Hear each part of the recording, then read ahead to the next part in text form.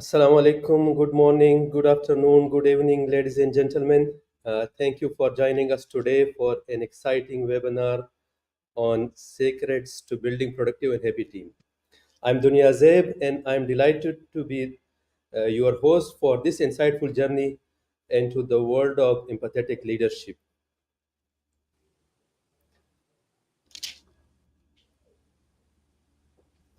Empathetic leadership is the key to creating a high performing team. It's all about understanding and connecting with our team members on a deeper level, which leads to trust, collaboration, and ultimately success.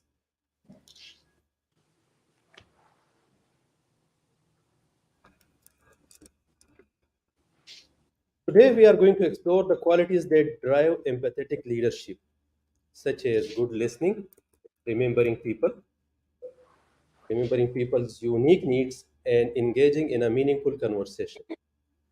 These practices not only apply in our professional lives, but also have a profound impact on our personal relationship. So let's get ready and discover the key areas of effective leadership, and that are effective listening, personalized connections, meaningful conversation, humility, and individualized approach. My guest today is Dr. Nasir IRL, and he is an excellent person. I know him for the last almost 10 years. He has a master's degree in marine sciences back in 1986. He got his PhD in marine sciences also in 1995. And he is known for his research and development and sustainable aquaculture practices in marine area. Over 35 years of experience he got in various countries and in different companies, also in governmental institutions. He played an integral role back in 2018 when Saudi Arabia achieved the highest agriculture production.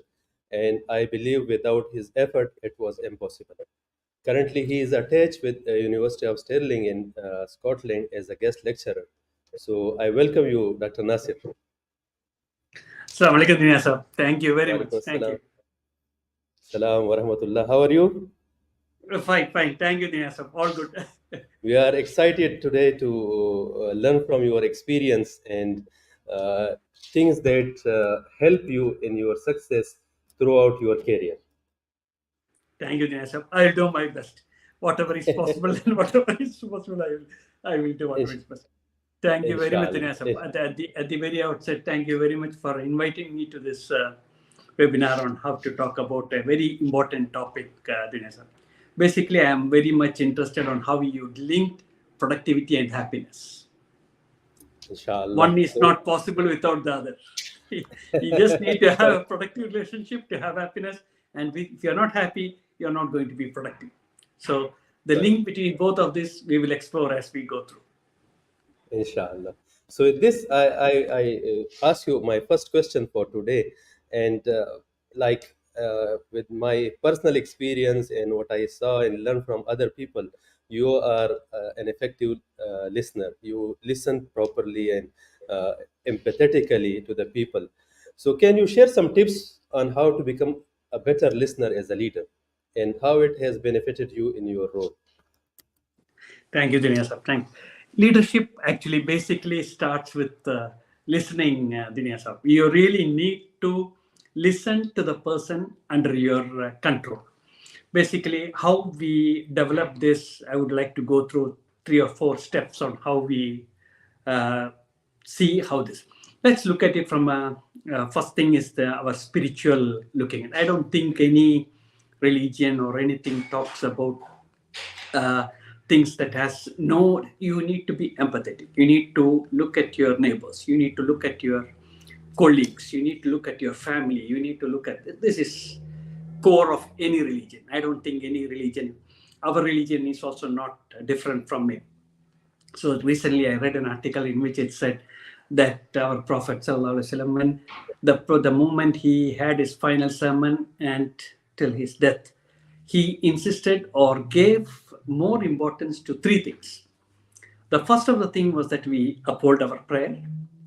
The second thing is that we respect the rights of the people, rights of the people in your church, whether they're your employees, your families, anything.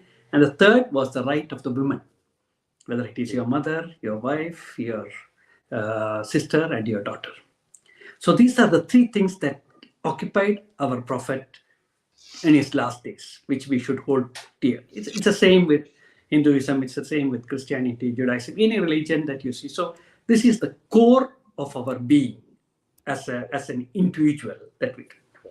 Second basic thing is that we are also brought up in a system. Most of us from Asian region or other parts of the world, you have a big family, and then you see that there is always a give and take of listening to the problems. You go, you visit people, you do what you can, and if it's not possible, you try to give some solace and some responsibility. That is the second thing that molds you, your career, to be a listener, to look and you see that other people, there's a big family. You can always fall back upon people to listen to you, to support you, and to help you. It's the second concept of what. Third things that we, as we become bigger, what develops our thought is that of great people. When you read about great people and their stories, we find that they have an attachment with people. The core of our relationship is with people. For example, John F. Kennedy, I read once, he came from a very aristocratic family. His father was one of the political leaders of his time. So around 7-10 years old, he asked John F. Kennedy, what would you like to become? He said, I would like to become the President of the United States of America. He said, hey, good. That's a good vision that you have. But that requires two things. First thing is that you need to join politics. And then you need to understand people. So if you do not understand people, you're not going to become this. I read that he took so literally to this, and he went around his community, talked to people, and by the time of 21 or 22, when he ran for the governor, the person who stood against him, who was 60-year-old, almost decided not to run because he knew that he would lose, because he developed so much of relationship with the people in the area from where he came. And then the rest, is history. 35th President of the United States of America and all his life. So those are the things that we need to see in people, how they looked at people and how it came. Not necessarily in a very large or mega scale, even in a simple way, there are things that you can do that will bring about a change. It could be at a very small level. You don't have to be President of the United States of America or any other things to do it. You can be in your own way, also you can do. I would also draw your attention to a very good movie by a very influential Japanese director called Akira Kurosawa. Akira Kurosawa, he made a movie called To Live. It's a black and white movie, maybe 1950s, 1960s movie. Maybe many of the people who are listening in may not be able to know. But basically, the person is a low-level, medium-level clerk in a government organization. And they diagnose that he has 6 months to live. He has cancer. So he has 6 months to live. And then he looks at things and he tried to drink a lot, travel the world, but he feels that his life is not fulfilled. So he gives up his hopes, and then he returns back to the office. On the day he returns back to the office, he sees a few people, ladies standing around and talking about something. So he goes to them and asks what? He said, there's a playground, but now the government wants to use it into a construction area. So we are asking to, so I am from the land revenue department. So let me find out what about it is. So the next part of the movie goes into he using his influence. He's a medium level officer in the 11 years. He uses his power to see that the people get the playground. And then he is dead, and then the people pay homage in the park by honoring him. So these are the things that we need to develop of empathy.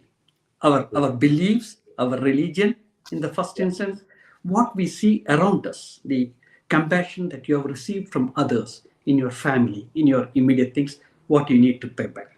The history of people who have really contributed to the development of this world. and also books, films that will inspire us to do. Specifically on listening, one of the things is that once you believe that the core area is people, then it's easy that for us to listen. I would go back to your wonderful thing with Arifin Mahmoud, where he used two things as the universal currency. One is the smile, second is the respect, right? So it's the same. It's basically the same. Some people are born with a smile. I mean, I like to smile, but it's not necessarily that everybody needs it. But you need to have a mirror at the room before you leave the house, in which you need to practice. I mean, you need to practice to see that you smile. You really, and the beautiful thing I like about Scotland, and you just step into the street, and no person who knows, he just says a hi, or he just waves. 80 to 90% of the people, they say, and some of them stop and they discuss the weather, or they talk about it. So, so you see a great amount of rapport coming. So the first is you listen to people. You need to have a face. The other person tells you, this person will listen to me. So you need to have a approachable way of looking at things. Second is you need to respect the other person for what he is, whatever it may be. Many of us listening in may be from medium management, executive management, high level, whichever way you are. If you have two people reporting to you, they need your respect. They need your smile. And the most important thing, Dinesh, sadly, which is not available now, is the time. You really need to give time to people, those who talk, and then you need to give them time to listen. So these are the three ingredients that you need to develop. You develop a good smile, make the people approach you so that you say, if I go to Dr. Nasser, if I go to Dunia, or if I go to XYZ, there will be a solution to the problem. That's number one. Second is we respect them. Having you respected me, think that I will listen to you. So I respect you for bringing your problem to me. And third is you have my undivided attention. I will listen to you. And I may not be able to find solution to all your problems, but I'm here to listen. Please come, tell me your problem, and then we will find a way forward. Thank you very much. This was, and I saw all these tips practically in your personality, mashallah. Thank you, sir. With this, I'll go to my next question, and I will put it on the screen so like we remember it. So, like maintaining a strong team required building trust and rapport. This is you already mentioned this in your answer, first question.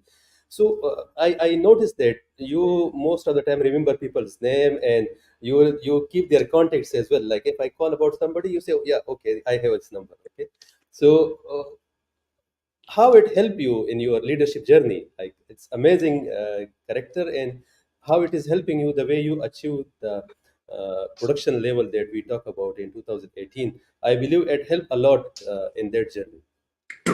True, Dunia sir. Yes, sir, I have been really, a simple student of human nature and looking at people from a very young age. I've been very happy to have been associated with people who are brilliant, visionary people down the line, peers who have really supported me in all the things, great people to work with whom I have worked with most of the things. Yeah. Basically, is when we, again, going back to our theme of people, the people being, or the person of a person being the important thing. Whichever company you have worked with, Dunia Sahab, or any of our friends have worked in, you will see that there was a group of people or a person who had an idea, and then he formed it. Apple is an example, Microsoft is an example, Tata company in India is these are the examples I know. So these are the things, they come together, and then what they happen, they recruit some people who they don't know, engineering, for example, sales and marketing, and then the group becomes slightly big, 10 people, 20 people. They come together, they talk about all the things, then it becomes 100 people, and even before you realize, it becomes a great company.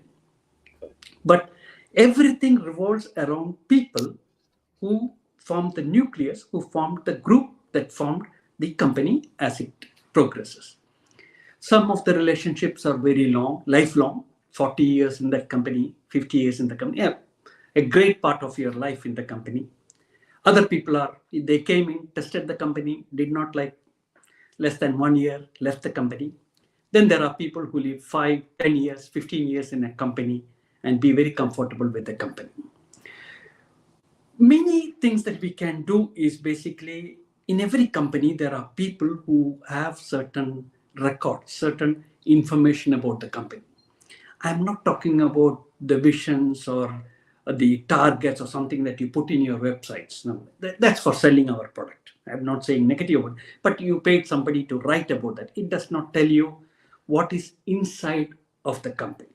So whichever organization you are, you need to understand the vision, the purpose, and the greatness of the people who set up this company. This is important. I mean, in any organization, when you go, I feel that should be a part of all HR policies, where you need to read about who are the founding people, what were their vision, and what they did to come to reach this place. I am told, Dinesh Saab, when the lease for our company, Nakwa in Saudi Arabia, was written, and then they asked for a lease of 25 years or 30 years. Our chairman, Sheikh Sulaiman Al-Raji, former chairman, he said that I need a lease for 300 years. So they asked him, why do you need for 300? I mean, how do you know that you will be available for 300 years or whatever it is? He said, it's a question of sustainability. It's not, you need to become self-sufficient. Saudi Arabia cannot depend upon food from outside. You also talked about waste. You talked about many other things in your other things. So you cannot. You need to have a system where you need to have the thing to come. So if I am not here or not, does not matter. But the company and things, and then we got the lease for 99 years. The present companies is 99 years. So you think about vision. You talk about a company. I am part of a company that had a vision for 300 years. That motivates you. That really tells you about this. So first thing about you, if I would be in the position of any of the person who was joining the company, I would ask them to go ahead and look at the people who formed that nucleus, that vision, that principles which guided them to bring up this. What does it help you? It helps us to look at things in a correct way. I mean, yeah, I am part of an organization. It's good. Second is, those people have immense knowledge and they have gone through certain things in their lifetime.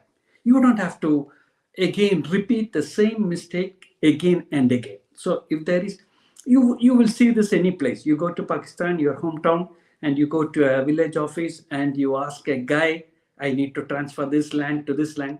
You will find that there will be one person in that office who knows you, your grandfather, and the father. Or Correct. he will get the document. He will get that particular document that you are. Nobody knows. That will be a very dusty room. Nobody will go to that room, but he will pick up the paper and he will come and he will make the documents for you. So there are people who imbibe the culture of the companies and then they keep it. So my thing, whenever I go to think, is to look at people who know the history, who know more about the things that happen in a company, in a vision, so that we are able to do this. Once you have that aptitude, Dinesh, for taking and understanding the people, other things follow naturally. One thing will lead and say, I don't know about that, but you can ask so and so. He will be able to tell you. So I spend a lot of my time for finding understand what thrives, what beats in a particular company. If you understand that, it gives us what direction to go forward. And also, most importantly, it allows us not to make the same mistakes which they may have already conducted. So that's how I do it. I just keep a very clean profile. I try to read up. I talk about this. In fact, Dinesh, I feel that every big organization should come up with a charter or a book that is written from the heart, that tells you that, yeah, this company is this. We stand for this. These are the values that you need to uphold at all times, irrespective across the board. You need to uphold these values in these companies and in our company when you do certain things, because of the people before us, they followed certain principles. The people who come after you will also follow certain principles. So once you have this, rest of the things, you have good technology now, you can write names anywhere, you can numbers, you have LinkedIn, you have all these characteristics everywhere. You can Yeah. connect with people and you can get their knowledge. Correct, correct. I totally agree with you. And the way you mention it, like normally the founders and the initial management team, they have that vision and core values and stick to that. They are looking for a cause. Like always, the purpose is ahead of return on investment. But when it comes to the next level and then the management, most of the cases, that inspiration that started the company is no longer available, and then people think that those things ROI is like this and we are down and we are up. The purpose is actually forgotten. So when the founder of Nakwa, when he was talking about the 300 years, so he had a vision of food security. He care about the people of Saudi Arabia, that we True, need for them for 300 years. So true. it's much different than the financial analysis that somebody is making of a particular thing. So thank you very much for this. With this, I will go to my next question. I believe like it's also you mentioned about it and maybe a little bit redundancy, but it's good to have it to look at from a different angle. True, true. Already you have started this conversation and it's a meaningful conversation, which is a key leadership trait. So could you share some strategies for engaging in productive conversation even in challenging situation, like you are working with live animals and every day is a new challenge. So it's not always that you are happy the animal is growing and everything is fine. There are challenges when you have setbacks in different areas, but still you have to start productive conversation. So please share us some knowledge about this area. True, true. Thank you, Dinesh. Basically, every organization goes through ups and downs, and it has its own problem and areas to do. The most important thing that we need to keep up is the spirit and the motivation. So everybody will talk about at that time we are facing the problems, market will be this, that. We went through 3, 4 challenges, Dunya Sahab. The first species of shrimp that we grew died. The second species died. The third one we got, and the third one we had problems. So these things are a part of any organization. There will be, whatever it is, there will be organization. When the tough conditions come, we motivate them, we educate them. One of the most important thing for me, the people they forget is to tell the truth, or take the trust of the people on board. Friends, this is what we did. You all know this is what has happened. This is the thing that it's there.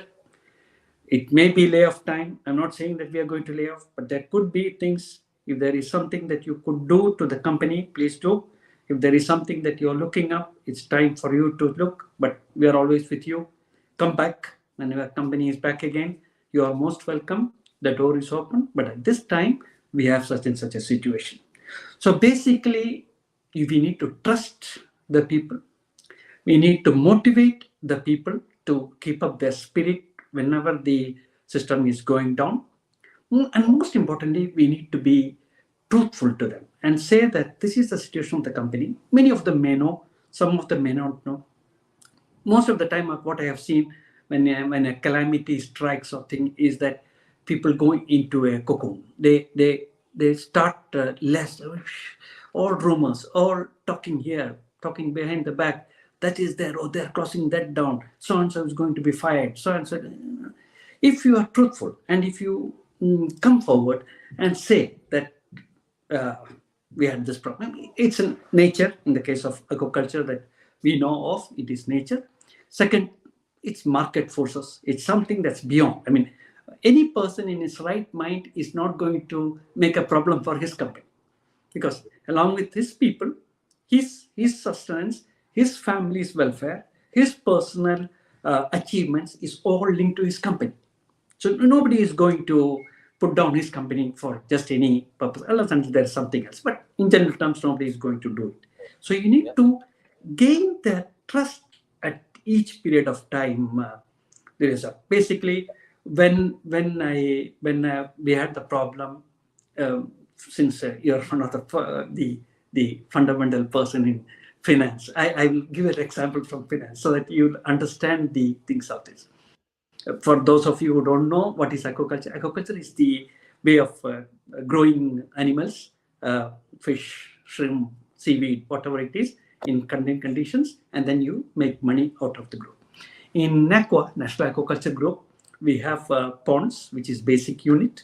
It's a 10 hectare in area. We have 420 of that. So basically, if you look at that pond, one pond gives us around 40 to 50 tons of shrimp in a year at a market price of $5.5 and 2 crops in a year. This works out to $8.8 to $9 million.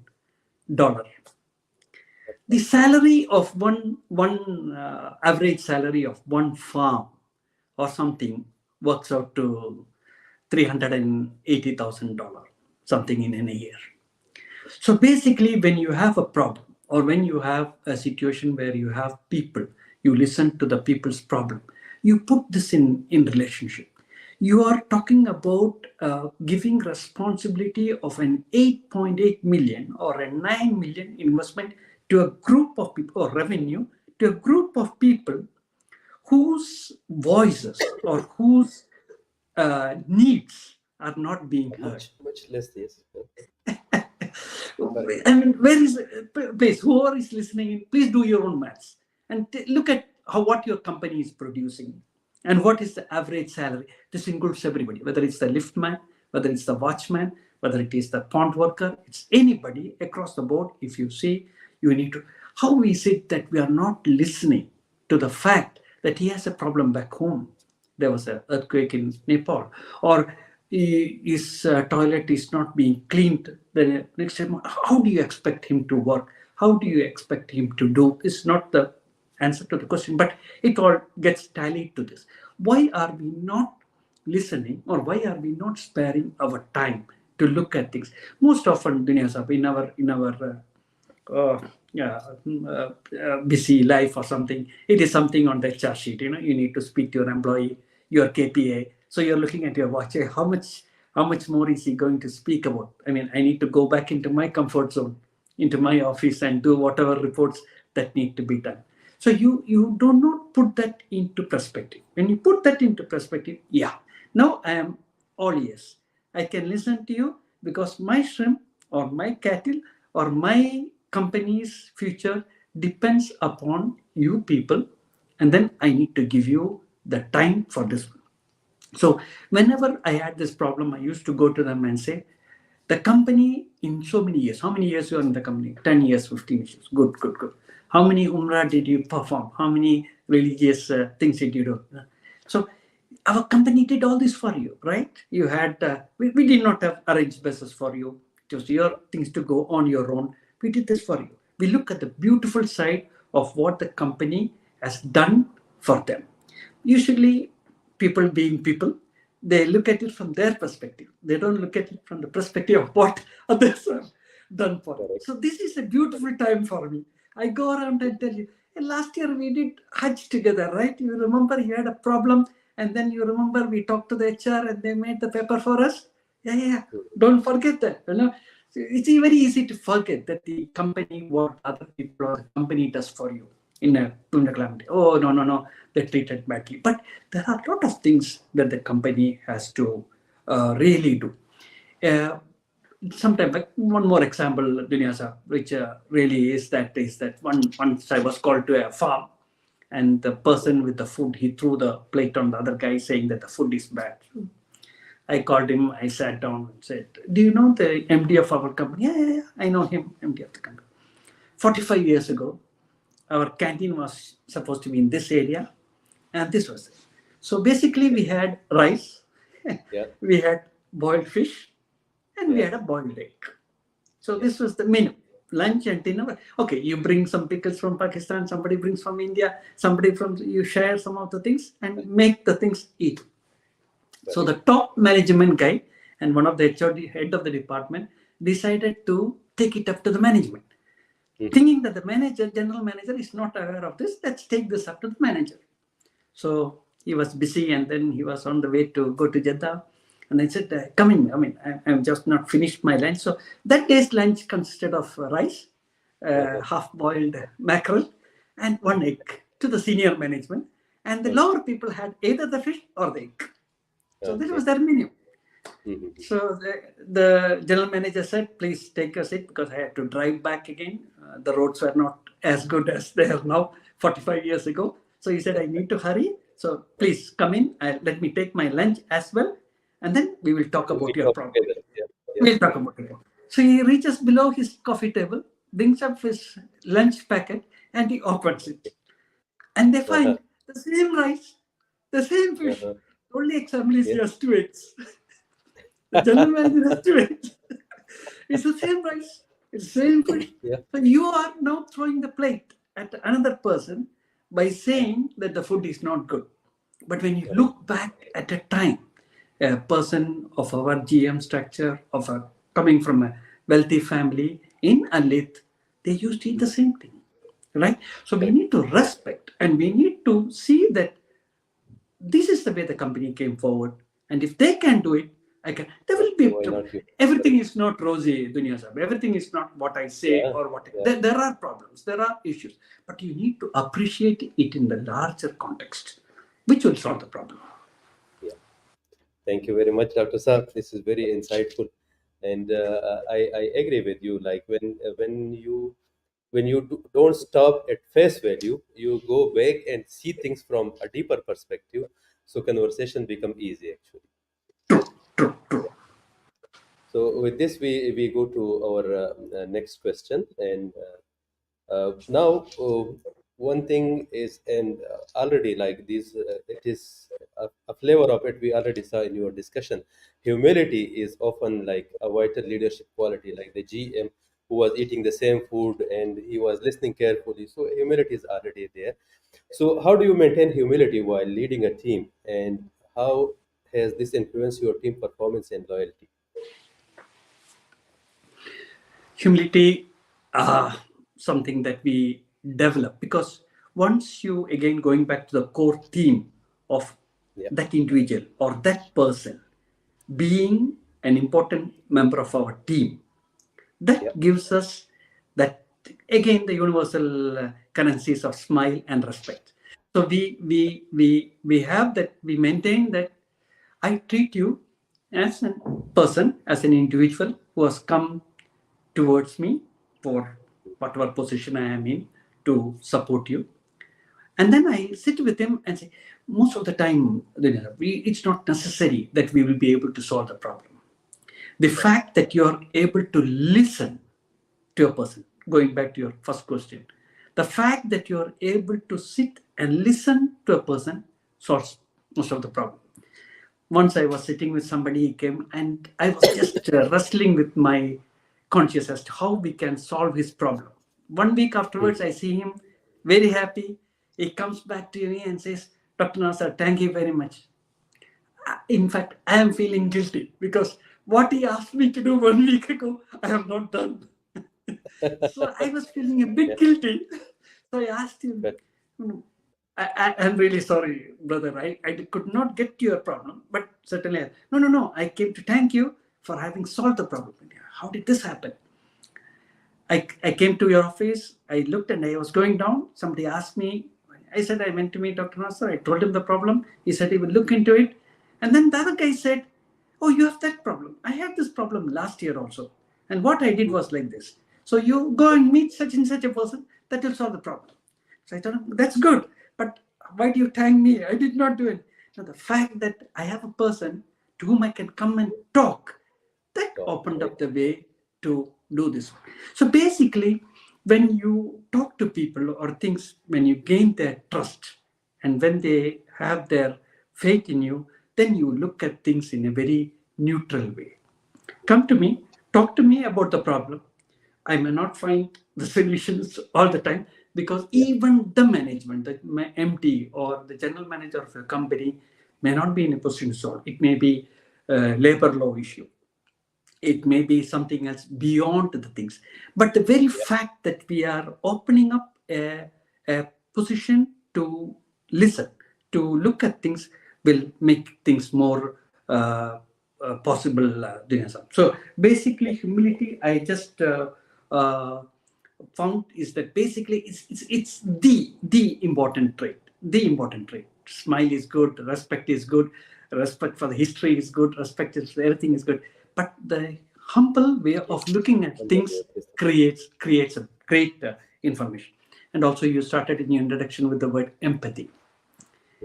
When you believe that other people are the creation and they need your care and things, you are naturally humbled. You are naturally believe that you do not have to do your power, or you do not have to show your wealth, or you do not have to do anything more to that. Automatically it comes. Dinesh, I had a very good working relationship with one of the finest directors in NACO at that time. And we had a big fire breaking out in our fire plant. And the first information I gave to him was that good, by God's grace, we do not have any death, or people are okay. And that gentleman, he came to back and said, Nasser, that's not my worry at the moment. My worry is that the aerators are not working and the shrimps are going to die. Yeah. I said, my friend, I had great respect for you. But now, at this moment, it's a fact that the people are not dead because it was a major blast at that time. So it's important that the human life was not lost. It's not the shrimp that is important. So it tells you the empathy, where your priorities lie and where you look at it. I think you don't have to have any special formula for humbleness or humility. Once you are ready to listen and say that I agree with you and I am with you, I will try to do whatever is possible, but in my way, whatever is possible. Once that message is sent across, it takes care of everything, Dinesh. This I will also share one example. Right. When one day I was passing by, and some people stopped at me, and they talked to me about their selection criteria. So I listened to them very like in detailed manner and give them proper attention. And I felt that this is the right guy, but I should not influence it. Actually, I was thinking like this. So anyhow, this phase passed. After 3 4 days, I was offering the Isha prayer, and when I looked back, two of them were sitting there. So I said, "Oh, they are talking to me again on this topic." So anyhow, when I returned back, they stopped me, and they were thanking me. So I was thinking, why you are thanking me? I asked them. Say, yeah, the guy is selected over there, and thank you very much for your support. And I told him, look, at that time, I felt that you are the right guy, but I am not the authorized guy to select you. There is selection criteria. So let it be, and Alhamdulillah, you are selected. So when you listen carefully, people believe you that this is the right guy to talk to. So yeah, I fully agree with you. Humility and listening to the people, they are very important in any conversation. So with this, we go to our last question for the day, Right. and it is related to like all the time when you are dealing in any position, in any leadership position, you are talking to skilled people and unskilled people, and at every level, from the CEO and the board of directors until to the labor level, you have to talk to everyone and that leadership. So, can you elaborate on how you approach this and how it contributes to your team going the extra mile? Like in 2018, I remember like the resources were very limited, and there were challenges. We never saw those challenges before. It was something new for everybody, but still everybody went the extra mile, and the targets were beyond the expectations. So, how do you deal that? Thank you, Dinesh. Basically, let me start with a simple metaphor of how we do. The story goes that man died and he went to heaven, and there was a room written that the best brains of the world, and they were Mhm. all Pablo Picasso, Michelangelo, Socrates, Plato, all the great thinkers of the time. And there was one brain which was unnamed. So the person Okay. asked the angel or whoever was there, "What is this unnamed person?" So he said, "This person, we don't know his name, but he represents those people who cleaned the streets of Rome at the Okay. time of this, at the time of these great thinkers. Now, if Okay. he had not cleaned the streets of Rome clean, Yeah. Socrates or Plato would have been talking about the cleanliness of their city rather than talking about greatness. Correct. So Correct. we believe that along with the great thinkers and contributors of that time, we also need people who did the simple jobs, who are not great believers of this. It's a philosophy that has gone from me with me for a long period of time, Dunya Sahib, that really helps me. Nakwa is basically, I speak a bit of Hindi, so Yeah. approaching Pakistani people was okay. Nepalis Mhm. were good. Bangladesh people are okay. So a majority of the people came to me because of my ability to interact with them. That Yeah. was one of the things that we do. The second thing is the most important thing, that when we came and when we are joining the company new time, we were very much afraid to sign big PRs and POs because purchase things. So once the MD called me and said, "Nasser, the first thing that you should remove is that fear that other people in the company are above you. So you are very comfortable with me. You talk with me and you interact with me. So why don't you have the same thing across the company so that you leave yourself as an equal person? I mean, you have certain lines you cannot cross. That's fine. But at a Yeah. certain level of things, you need to feel to talk with all the people. So a great person, along with listening, along with humility, he treats the people in the same way. It does not matter whether he gets $500 a month or $50,000 a month. It does not make any serious effort to him. Also, Dunya Saab, in any evolution of the company, you see people in the working level class. Their immediate thing is only financial. Mhm. So you talk to them about money. You don't talk about vision and goals to the people at that level. You want the Correct. 200 real Saudi increase rise? Okay, let's talk to the thing and get that money for you. They go a little bit high, then they talk about positions. I mean, money is important, but at the same time, I would like to have such a position. So you talk to Correct. them in their language of that Correct. position. They Yeah. go into a little bit high. They think that I need responsibility. I mean, Dr. Sab, I am not given responsibility. I am not being given authority to do certain things. So that is the next step that you need to address at that level. Mhm. The next person comes in the big level. They come to me and say, "We did so much for the company, but there is no recognition. There is Yeah. no respect that comes from the company." And then the last stage I see, Vinyasa, is achievement. A person feels that he has achieved. So what I do is I categorize them into, what is this person asking me from? What does he want? So you put them into their shoes and then you look Yeah. at it from the money. The other things, 5 years from now, what you're going to do does not make anything for a worker level. Correct? An Yeah. increment. Correct. His thing is Correct. that, can I get 100 real more? Can I get a $10, $20 more? That's his priority. But when you speak to a middle manager person, you dangle, okay, you do well in this time, the next Yeah. job that's coming, the position that comes is yours. So you need to talk to people across the board in their language. That helps. Correct. That helps clearly to maintain. You cannot go and speak to a guy about achieving his life when he is struggling to put his family in Nepal or Bangladesh on 3 times food. You cannot talk about sustainability and you cannot talk about great achievements to him. But for a person who has been in aquaculture and is craving for respect and admiration, then you speak to him that way. And for the worker, you speak to him that way. That's the easiest way of maintaining everybody under the umbrella. This is this categorization and putting people uh, according to their need. I believe like this is a very valuable lesson for us to learn from it and apply this in our practical life.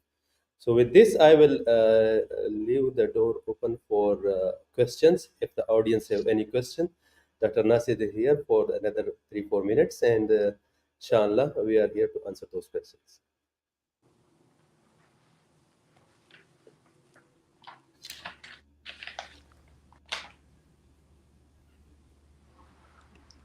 They put it in the comments, or they will speak up. They will put in the comments if somebody wants to put. So,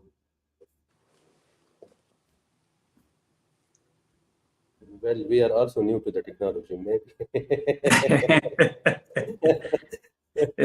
So, with this, thank you very much, Dr. Saab. It was a very nice discussion. Always, when we are talking to you and learn every time something new from you, from your experience, and I must appreciate here that like Dr. Nasir, I never saw him casual in the office or in the his car is mashallah very clean.